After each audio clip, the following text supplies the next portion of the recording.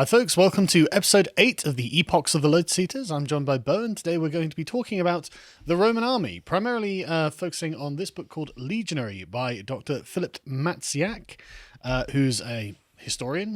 He's got a doctorate of Roman history from St. John's College, Oxford. He's the author of various books on ancient Rome, and he teaches an e-learning course at Cambridge. And I found this when I went on my recent holiday to the Isle of Wight in just the gift shop.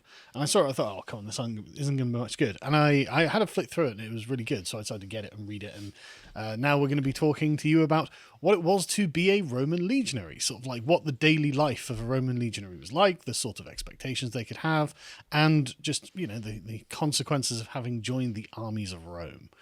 So where do we begin? Well, I think the first place to begin is to say that we're going to talk about it specifically in the age of Trajan. So we're talking about 100 AD, or he dies in like 117, so in and around that period, because the first thing to mention really, and maybe it's obvious if anyone thinks about it for a moment or actually knows their stuff inside out, is that we're talking like hundreds and hundreds and hundreds of years, over 1,000 years of the Roman army, if you include the Eastern Empire of Rome. Oh, it's even more, isn't it? Yeah, well, it's even more if you include that, much more. So anyway, the Roman army, of course, wasn't the same the whole time. So in fact, it morphs and evolves and reforms many times over that period. So it's actually difficult to say this is what a Roman legionary looked like. This is the responsibilities of a Roman centurion. You have to be more specific than that. So we're going to talk about what that book is talking about, sort of about 100 AD, so the reign of Trajan. Yeah. But so to put this in perspective, this is at the Roman Empire's greatest extent as well, after his Dacian campaigns, isn't it? So this is the biggest the Roman Empire ever gets, and it seems that the Roman army is at peak fighting form around this sort of time. It's just fantastic at this point, isn't it? Let's be honest.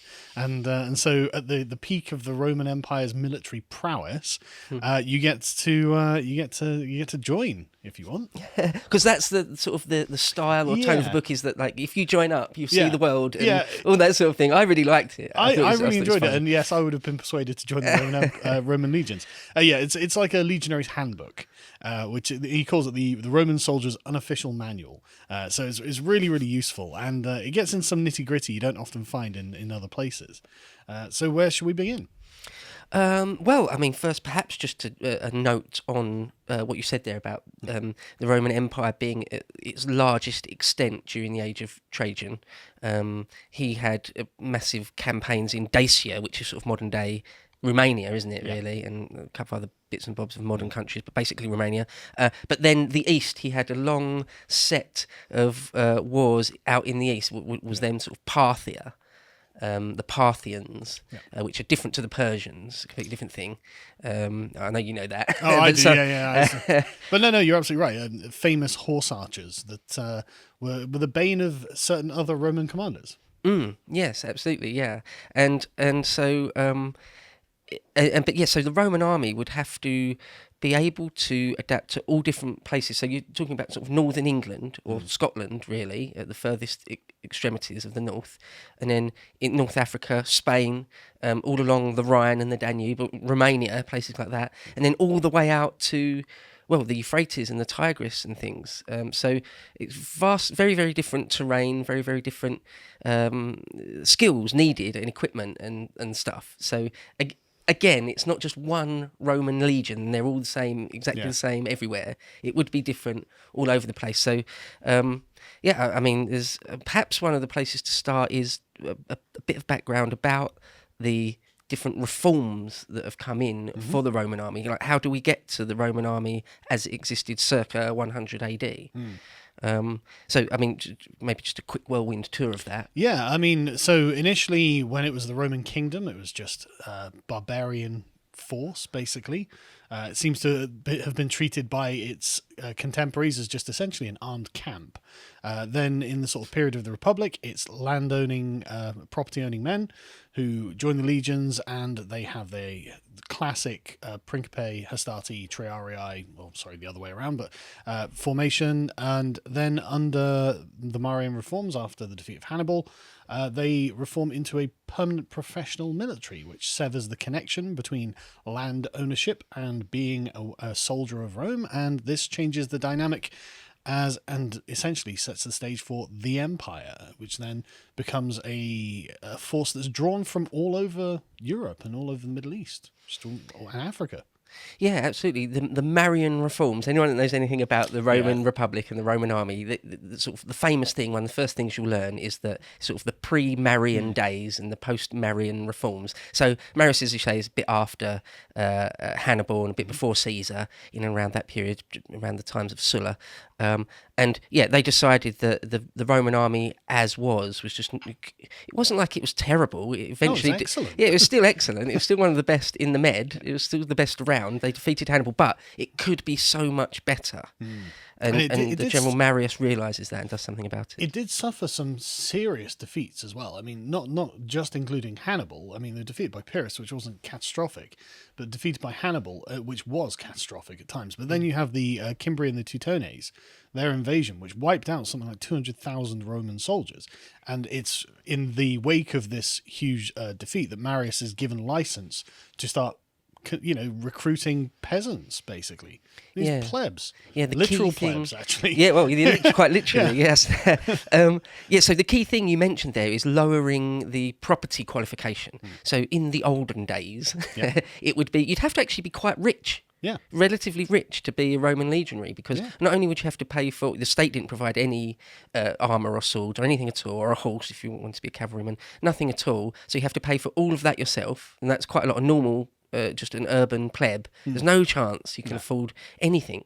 And then on top of that, you had to have a property qualification. So you had to have a few thousand sesterces worth of property. So in other words, you had to be from at least minor aristocracy. Yeah. And so the pool of people is not very big. Yeah. And getting smaller, if you suffer a massive defeat where 20,000 guys die in one day, like during the Hannibal years, then your pool is very, very, very small. Getting smaller and smaller, and that's sort of one of the things the Spartans suffered from, wasn't it? It's the reason that Sparta failed, in my opinion. It's just not enough propertied men left. Yeah. They had no way of incorporating new men into the army, which is weird. And so Marius says, let's do away with that. Or apparently, it was sort of getting to the point where they were lowering it and lowering it and lowering it. And Marius says, let's just more or less do away with it. Yeah, and turns them into a fully professional force.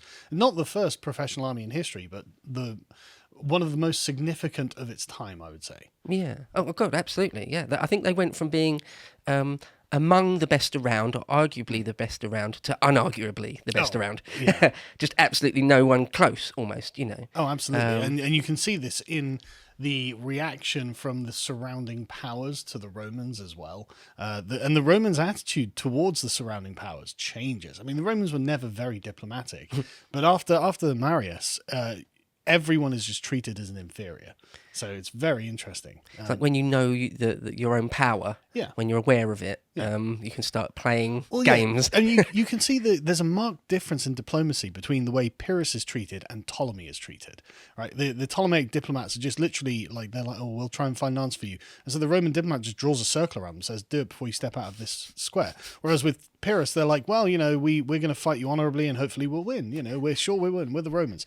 And you can see there's the difference in tone, and that comes from their military power. But they get a bit John Bolton about it all, don't they? Incredibly. And when we get up to the age of Augustus, also famously made lots and lots of reforms to tweak it and make it even better. And famously, 3 legions were cut to pieces in the Teutoburg forest under Augustus. And so we're like, we can't have that happen again. We're not going to lose any more eagles that way. And Vespasian, very, very famously a military emperor, there was a whole set of Vespasian reforms. But then, so by the time we get up to the age of Trajan, who is famed for being one of the best, if not, I would say the best, the most prolific military emperor. Gibbon says, I've got a big long quote here, but we won't read it all, but he just says something along the lines of the Senate were astounded by the news coming back from his specifically Parthian campaigns. They just couldn't believe that kingdom after kingdom had submitted. Or just broad strokes of the brush here, he was too successful, just like Alexander. You can take somewhere, but holding it is a whole different thing. But we won't go into that because that's not really what we're going to be talking about we're... here. But I mean, there's a picture of Trajan we've got there. John puts up picture 1. That's actually, I've walked past that. That's in London. That's right by Tower Bridge tube station. It's quite a weird looking fellow, to be honest, isn't it? I always thought this about Trajan. He always looks a bit weird to me. In what way? What do you mean? Well, his head seems a bit flat. His forehead is always... And the thing is, in all of the busts you see of him, his face is always quite well represented in the same way. And so he's recognisable. And he's always got this weird, small forehead. I always found that strange. Yeah. But the point is, if you're going to join the Roman military, you can't really find a better time than to do it under Trajan. Because Trajan wins a lot. And that's good. If you're going to be a soldier, you want to be on the winning team. It's much more preferable than being on the losing team. So right, who can join? To watch the full video, please become a premium member at lotuseaters.com.